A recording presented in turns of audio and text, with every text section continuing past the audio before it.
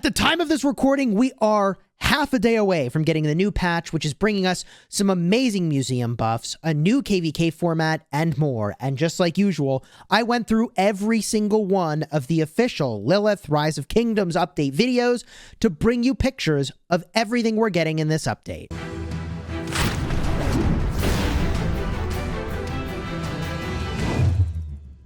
Hello, my friends, and welcome back. I'm Chisgule Gaming, and today we're checking out all the sweet new stuff in the update for Rise of Kingdoms. And there is a lot of awesome stuff, ranging from events to city themes and more. And let's start with the holiday city theme choice.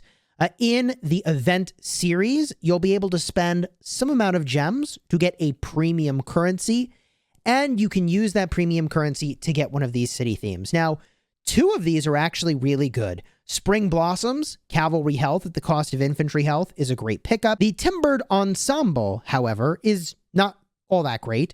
You're gaining Archer Defense at the cost of Cavalry Defense, and Mighty Forest is very, very good. That's probably the best one in here. Gaining Cavalry Health at the cost of Archer Attack is great. Health is generally considered the best stat, and then Attack is the least valuable stat, so you're gaining the one you want the most and losing the one you want the least. But also, there's going to be a gem spending slash, maybe I should just call it a spending event, just around the corner for inscriptions. Now, in this event, you pick the formation that you want to get armaments for, and it looks like you can purchase some amount of attempts here for gems, but I think this is going to be a bundle-related event to get a bunch of attempts in. So it looks like there are 160 searches per day. I don't know if there's a cap on the amount of gems you can spend on this, but this is going to be an important event for progressing your account. Even though there's all the randomness that you get with armaments, I think this still could be really important to spend on if you are spending. Now, during the event, you're going to use compasses to search for relics, and before searching, you select your preferred formation. Legendary armaments for this formation will be added to the reward pool as your preferred reward. You can change your preferred formation during the event. Changing your preferred formation will also change the armaments in your rewards. Now, every 10 searches, you're guaranteed a legendary armament. And every 40 searches, you're guaranteed an inscribed legendary armament for your preferred formation. GG. At the end of the event, unused compasses are converted into 200 gems per, and you must reach City Hall 8 to participate, and you have to have the State Forum built. In terms of the probabilities, you're looking at 4% chance for your preferred inscribed legendary armament, and an 18.3% chance for your preferred armament. Legendary armaments for line and triple line, also epic armaments for wedge and V formation and so on. Those probabilities are all visible here. But I do think it's really funny to see the developers, if you get all the way to the bottom of this for the probabilities, by the way, they listed the epic armaments for line and epic armaments for triple line as like the thing you'll get the most of, 15, almost 16% of each. And I just thought that was kind of funny because they're like, yeah, this formation's the worst one, so have a lot of that. Now, okay, that's not exactly what they're saying because line is good for gathering, all right, but you probably have some pretty good gold gathering line armaments already. And triple line is actually what I use for smashing barbarians because I want the march speed. Like, I kind of want to go faster, make that barb hunting just, you know, I just want to get through it more quickly. And that's especially relevant in things like the race against time. You know, you'd want the march speed anyway. So all that to say, they aren't totally worthless, but line and triple line, there they are. You can get a lot of those in this event, but also some ones that you really wanted. Now, from here, things get kind of interesting. The city theme is 15% infantry defense, minus 5% cavalry attack, minus 5% archer defense. This is the Zenith of Power. Zenith of Power is really, really, really difficult to make work, okay? You need like 40 million plus power gain, and so many people are on the bubble and get racked and are disappointed. But 15% infantry defense is really good. It might even be better than 10% health, but I need to look into that a little bit more to see, like, is it better? And how much better would it be really than the 10% health? Probably not that much. So If you have a 10% health city theme already, you're probably fine. If you are a rally or garrison for infantry, then this is a really solid city theme to go and pick up. Losing cavalry attack is not bad. Losing archer defense is fine. But for 15% infantry attack, that's a good pickup. I don't think I'll get this on my main. I don't think I have the speed ups to get this on my restart. So that's a bit of a GG. Otherwise, I would probably get it. And I would not consider this to be an open fielding skin unless the overwhelming majority of your marches are infantry. And these days, like, that's not really the game plan. Like, you want 2 or 3 infantry marches and you call it a day. So this is not really a fielding skin, even though you could use it for that and it would be solid, assuming you have a lot of infantry marches. Now, from here, this is what the city theme looks like. You can see it a little more closely. It's kind of like a flowery thing. I don't know. Like, the flower city themes are not really all that exciting for me. So I'm not looking at this going, wow, that looks so cool, I have to get it. I'll tell you that much. But what does look cool is the new KvK format where you pick auxiliary skills. Now, the way this works is really interesting. Skill number 2, skill number 3, and skill number 4 that you take auxiliary skills for are literally skill 2, skill 3, skill 4 of some other commander that you're using on one of the commanders that you prefer. So here they had an example of Attila. To do this, by the way, required writs. That's a currency that you see in the upper right. So for example, here's the screen where you can look at all of the different commander slot 2, in this case, auxiliary skills that are available. Remember, it's the second skill on each of these commanders that you would put onto the commander that you're loading up. And like, yeah, actually, Thutmose' second skills, that's actually really good. But if you are trying to prepare for this KvK and you think it's a format you're going to be really into, the one thing I will encourage you to think about for commanders that you may have a limited number of sculptures of is that you don't need to expertise these commanders, right? Like on Thutmose, for example, you could actually reset him if you're not using him and just try to max the second skill, for example, to take advantage of this particular skill right over here. I think that's going to be really powerful. Here you can see another picture of the writs, which costs, in this case, 1,000 to apply the skill. And then boom, I got the description of all of this in the Siege of Orleans KvK format. And so here is the full rules of how all of this works. I will add, when dispatched with a troop, only primary commanders can use auxiliary skills. Secondary commanders will not be able to use their equipped auxiliary skills. So all their regular skills will work, but only the primary gets the auxiliary skills. Can you imagine? Having 6 total extra skills will be kind of insane. Even just the 3 is really going to be insane when that plays out. Auxiliary commanders cannot be dispatched. They must stop providing their skills to another commander in order to be dispatched again. So this means that when you use that auxiliary skill, you can't actually use that commander anymore. That's a bit of a yikes. And the 2 slot will be available from the start. The 3 slot and 4 slot skills will be unlocked with the Lost Kingdom Chronicles. Selection of available auxiliary commanders will change with the addition of new commanders in subsequent seasons. Overall, I think this could be a really cool new system that they've added to the game, and I'm actually pretty hyped for it. And I picked up the description here from the New Orleans or Siege of Orleans. I guess New Orleans. It's not New Orleans. Wrong place, Chisgule. The Siege of Orleans KvK. The writs they've described, they replace barbarians with English soldiers. All right. I mean, a little bit of flavor there. They've got moats instead of barbarian forts and English men-at-arms instead of the altar and shrine guardians. I mean, I think the thing we're all more interested in is the map here, right? And the map does look pretty cool, okay? It looks like, if I had to guess, you fight for the shared zones initially. So yellow, for example, will have the option of going here to fight green, I assume, or over here to the left to fight blue, right? And so you start by getting those zones, and then I assume each of these zones can access the inner part of the donut. And the very center of the map, by the way, is where I think we're going to find some really cool stuff. I'll get to that in just a second.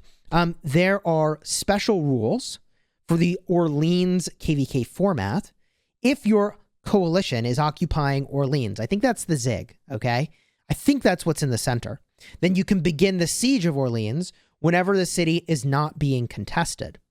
The city gates and Guildhall, the northwest and east gates of Orleans must remain standing. Your coalition and alliance can send troops through those gates into Orleans if your territory borders the city. And the gates of Orleans cannot be garrisoned before starting the campaign. After the campaign is started and enters the preparation phase, you can begin to garrison the gates. The English army will then first target the gates, and if destroyed, it can no longer be garrisoned, and the English army will begin to target the Orleans Guildhall directly. If the Guildhall is captured, you lose the campaign. If we continue on here, the status of the gates and the Guildhall will be reset at the end of the campaign. There's also the preparation phase. If your alliance or coalition occupies Orleans and meets the requirements below, the Siege of Orleans campaign can be started by your alliance leadership / officers or coalition leader from the Orleans Guildhall page.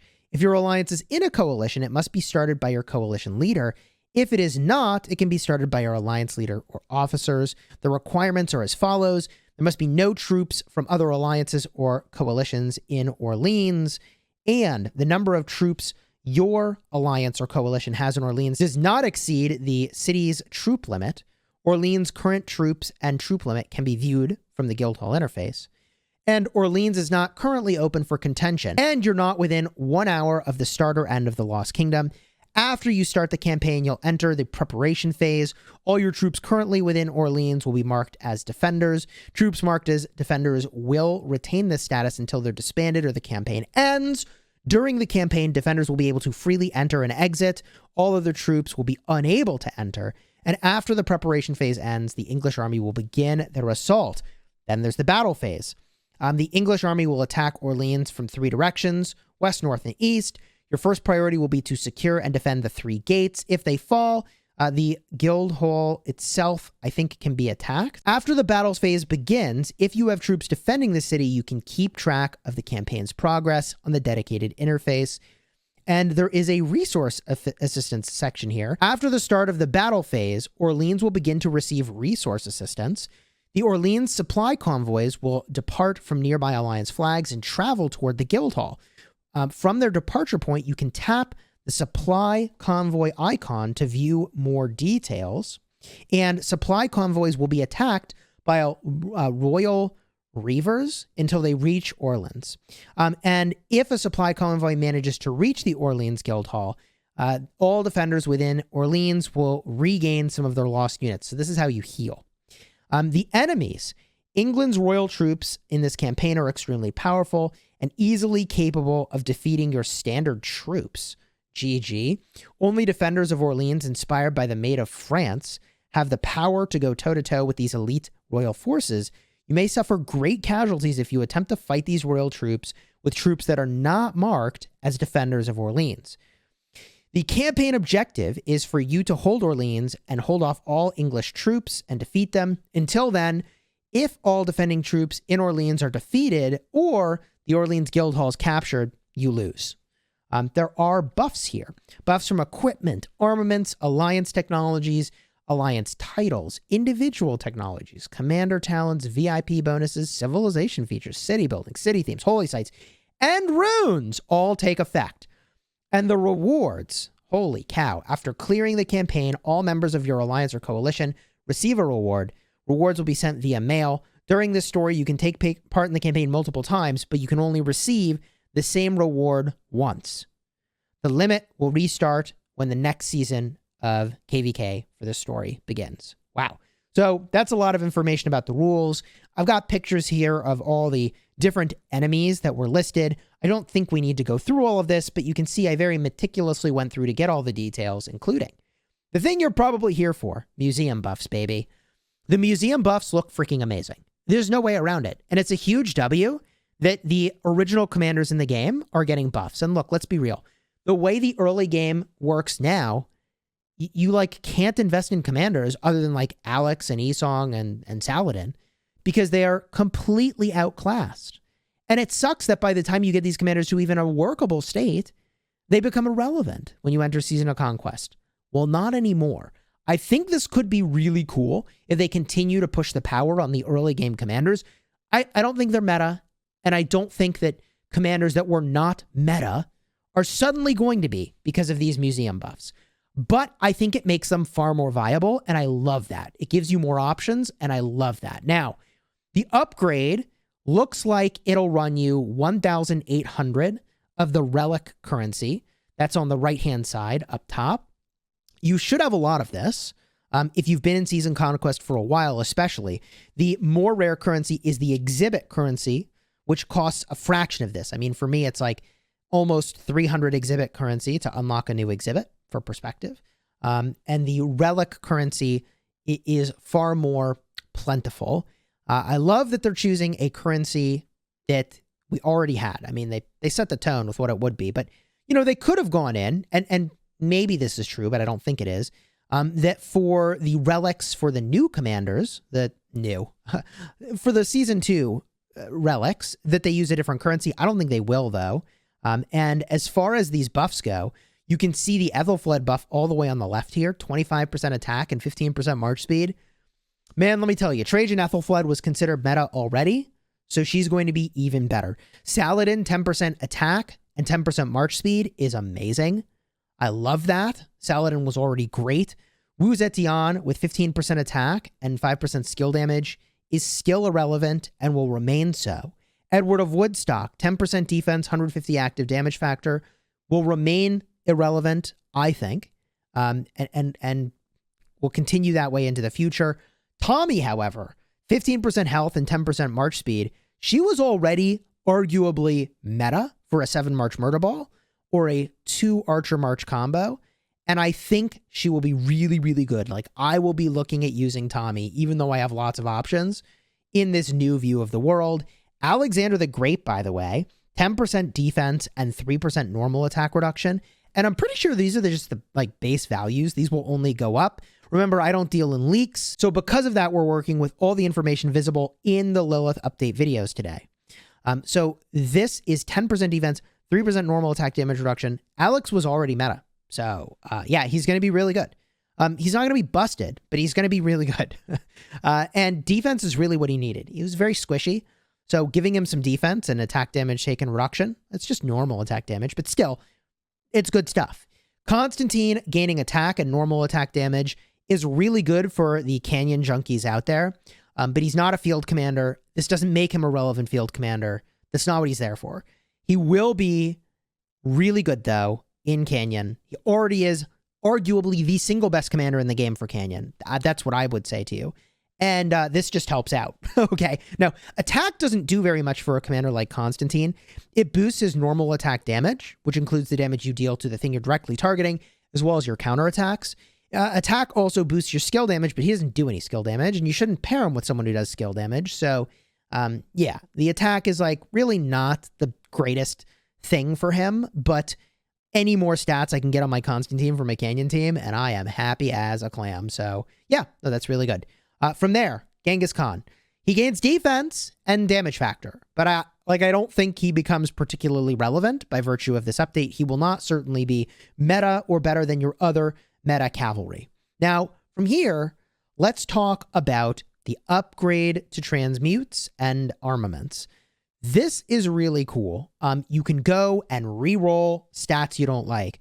Now, weirdly enough, this is a terrible armament to re-roll on, because this currency, as shown in the screenshot, looks really plentiful. I assure you, though, it's not going to be really plentiful. It's going to be really expensive, I think, to be doing these re-rolls. And it looks like you re-roll everything and you don't get to choose. So the reason I'm saying this was a terrible one to re-roll is you might actually already use this.